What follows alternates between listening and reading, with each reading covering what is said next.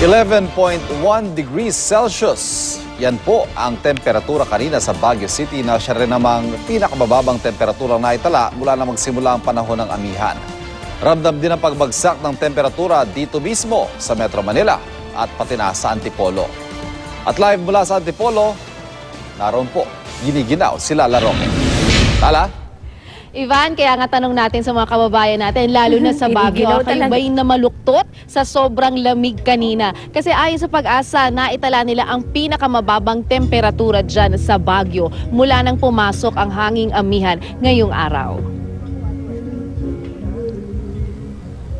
Ang ilan sa mga nagbakasyon sa Baguio, pababa na ngayong araw. Pero sa mga aakyat pa lang, payo ng mga otoridad, magdala ng mas makapal na panlaban sa lamig. Bumagsak na kasi sa 11.1 degrees Celsius ang temperatura dito. 20.2 degrees Celsius ang temperaturang gumising sa Metro Manila ngayong araw. Holiday, kaya naman ang iba nag-extend pa sa higaan. At kung enjoy kayo sa preskong panahon, asahan na ang lalo pang pagbaba ng temperatura dahil sa pag-iral pa rin ng hanging amihan. Posible pang araw mas lumamig ang panahon sa susunod na mga araw. Sa ngayon naman po, ito po yung pinaka-peak ng amihan. Actually, December yan hanggang January. Minsan po, umaabot po ito hanggang February. Kaya ang ilan nating kababayan dito sa Metro Manila, kanya-kanya ng punta sa matataas na lugar para todo nang ma-experience ang nakakanginig na lamig. Dito sa Antipolo, patok ang pagtambay habang nagsa-sightseeing. Siyempre, hindi mawawala ang makapal na jacket. Pag nagsa-sightseeing, siyempre kailangan mainit na kakape. Maginaw kasi rito eh. Yung sore throat mo, parang maano yun. Malamig ka lang ventilador.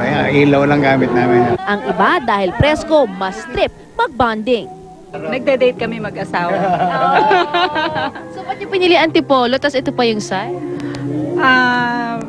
Masarap dito, mas malamig. Mas malamig pa lalo. O mas masarap po pag may kaya kapag Siyempre naman. Kaya nagpapaano para mamaya. Base dito sa app sa cellphone natin, nasa 23.5 degrees Celsius ang temperatura ngayon dito sa Antipolo. Mula nang dumating tayo, papalamig ang temperatura dito. Kanina nga humangin pa, kaya ayon din sa mga taga rito, mas lalo pa raw bababa ang temperatura dito pagdating ng madaling araw. Pero ayon sa Pag-asa, hindi naman tuloy-tuloy ang malamig na panahon hanggang Pebrero. Posible daw maranasan pa natin yung mainit na panahon, pero ang tiyak, babalik pa rin ang sobrang lamig na panahon sa mga susunod na araw. Ivan? Lala, alam mo naman yung mga Pilipino talagang dinarayo yung malamig na panahon no? Sa ngayong Friday night pa naman, marami bang tao dyan? Kumusta ang traffic? Kumusta yung mga gimikan? Punuan ba? Nilibot natin yung gimikan dito sa Antipolo, punuan. Yung mga gimikan, ayon dun sa mga waiter na nakausap natin, simula pa daw nung January 31, lagi nang puno rito. At dahil nga sa mas malamig na temperatura. Pero yung natanong mo na traffic, maganda. Ang dali ng traffic ko papunta rito, walang ka-traffic, Ivan.